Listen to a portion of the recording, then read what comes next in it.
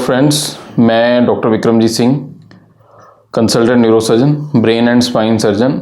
आज एक बहुत ही इंपॉर्टेंट टॉपिक पे वीडियो लेके आ रहा हूँ। इस टॉपिक का नाम है ब्रेन अनाटमी एंड फंक्शन। जैसे कि हम सबको पता ही है कि ब्रेन जो है हमारे शरीर का सबसे इम्पॉर्टेंट जो ऑर्गन है और लगभग हमारे जो सारे ही मेन फंक्शन हैं, जैसे थॉट प्रोसेस हो गया, इमोशंस हो गए, मूवमेंट हो गया, सब चीज़ों के लिए रिस्पॉन्सिबल है। और आज का जो युग है जिसमें कि हम ब्रेन से ज़्यादा काम ले रहे हैं, दिमाग से ज़्यादा काम लेते हैं, फिजिकल वर्क कम हो गया है, तो ब्रेन की इंपॉर्टेंस और भी बढ़ जाती है और इवन ब्रेन की जो बीमारियां हैं वो भी बढ़ जाती हैं, क्योंकि स्ट्रेस बहुत ज़्यादा है, लोग बहुत ओवर थिंकिंग करते हैं। तो इसलिए जो ब्रेन के बारे में जानना बहुत ज़रूरी है ताकि हम जो अपने ब्रेन को हेल्दी रख सकें और इन बीमारियों से बच सकें। जहाँ तक जब हम ब्रेन के बात करते हैं तो पहले हमें ब्रेन के पार्ट्स के बारे में पता होना चाहिए। ब्रेन के बहुत से पार्ट्स हैं, जैसे कि कॉर्टेक्स है, सेरिबेलम है, ब्रेन स्टेम है, बेसल गैंग्लिया है। हम एक एक पार्ट के बारे में जो डिटेल में डिस्कस करेंगे। सबसे पहले कॉर्टेक्स की बात कर रहे हैं, जो ब्रेन का आउटर पार्ट है, मतलब ऊपर वाला जो पोर्शन है, इसको सेरिब्रल कॉर्टेक्स कहते हैं। इसके आगे 4 पार्ट्स हैं। सबसे पहले और जो सबसे बड़ा है वो फ्रंटल लोब है। फ्रंटल नाम से ही आप समझते हो, फ्रंटल मीन फ्रंट, जो फ्रंट पे पड़ा है वो फ्रंटल लोब है। ये हमारे इमोशंस, हमारी पर्सनैलिटी, हमारे थॉट प्रोसेस के लिए जो रिस्पॉन्सिबल पार्ट है। अगर हम देखते हैं कि हमारे कोई नियर डियर का एकदम से पर्सनैलिटी चेंज हो गई है, एकदम से उसका थॉट प्रोसेस चेंज हो गया, तो इसका मतलब है कि जो फ्रंटल लोब में प्रॉब्लम आ गई है। फ्रंटल लोब में 2 तरह की प्रॉब्लम आ सकती हैं। एक्चुअली अगर हम आपको समझाएं तो ब्रेन एक कंप्यूटर की तरह है। जैसे कंप्यूटर में सॉफ्टवेयर और हार्डवेयर होता है, ऐसे हमारे ब्रेन में भी स्ट्रक्चरल प्रॉब्लम हो सकती है। जैसे स्ट्रक्चरल प्रॉब्लम का मतलब कोई ट्यूमर हो गया, कोई नाड़ी ब्लॉक हो गई, कोई खराब नाड़ियों का गुच्छा हो गया, कोई चोट लग गई, तो ये स्ट्रक्चरल प्रॉब्लम, मतलब स्ट्रक्चरल प्रॉब्लम जब हम ब्रेन का एमआरआई करते हैं तो उसमें दिखती है। बट इसके अलावा बहुत सारे केसेस में एमआरआई नॉर्मल आता है लेकिन पेशेंट को दिक्कत होती है, तो वो फंक्शनल प्रॉब्लम होती है, मतलब वो सॉफ्टवेयर प्रॉब्लम होगी एक तरह से। तो जब भी इस तरह की हमें प्रॉब्लम लगती है तो फिर हमें आगे हम उसको डायग्नोस करते हैं और ट्रीट करते हैं।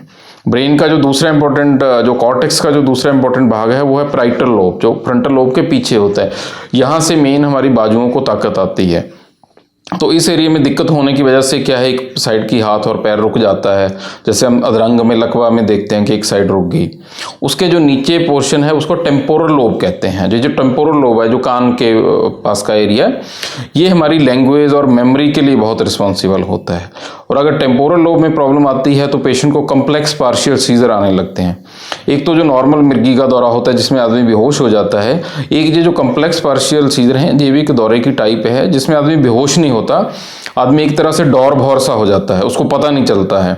जैसे आदमी मान लो अपनी काम की जगह से घर आया लेकिन उसको पता ही नहीं कि वो घर कैसे आया। जहाँ कई बार वो ऐसी बातें करता है, जो ऐसी जगह की बातें करता है जो उसने देखी नहीं होती। तो ये जो कम्प्लेक्स पार्शियल जो सीजर है ये पूरी तरह से ट्रीटेबल है दवाइयों से। इसके अलावा जो ब्रेन का पीछे वाला पोर्शन है इसको ऑक्सीपिटल लोब कह देते हैं। ऑक्सीपिटल लोब जो है हमारी विजन के लिए रिस्पॉन्सिबल होता है। कई बार पेशेंट क्या होता है, खास करके ओल्ड पेशेंट, उसकी सडनली विजन लॉस हो गई, उसने आंख चेक कराई, आंख नॉर्मल है, तो ऐसे केसेस में जो दिक्कत है वो ऑक्सीपिटल कॉर्टेक्स में होती है। जो सेरिब्रल कॉर्टेक्स के बाद जो दूसरा ब्रेन का इंपॉर्टेंट पोर्शन है वो है सेरिबेलम, जो पीछे एक ब्रेन का लोब होता है, जो बेसिकली बैलेंस के लिए जरूरी होता है। तो जो हमारा जितना भी बैलेंसिंग है वो इसी से होती है। अगर सेरिबेलम में कोई दिक्कत आ जाए, कई बार जेनेटिक दिक्कत होती है या कई बार बहुत ज़्यादा शराब पीने से भी दिक्कत आ जाती है, तो बंदा इम्बैलेंस होने लगता है, इसको सेरिबेलर एटेक्सिया कहते हैं। इसके बाद जो तीसरा इंपॉर्टेंट पोर्शन है वो है बेसल गैंग्लिया, जो कॉर्टेक्स के नीचे कुछ गैंग्लिया पड़े होते हैं, मतलब ग्रे मैटर के वो पड़े होते हैं, जो स्ट्रक्चर्स पड़े होते हैं जो हमारी इंफॉर्मेशन को प्रोसेस करने का काम करते हैं। इनमें डैमेज होने से पेशेंट को पार्किंसनिज्म की बीमारी हो सकती है, या और बहुत सारी बीमारियां हो सकती हैं।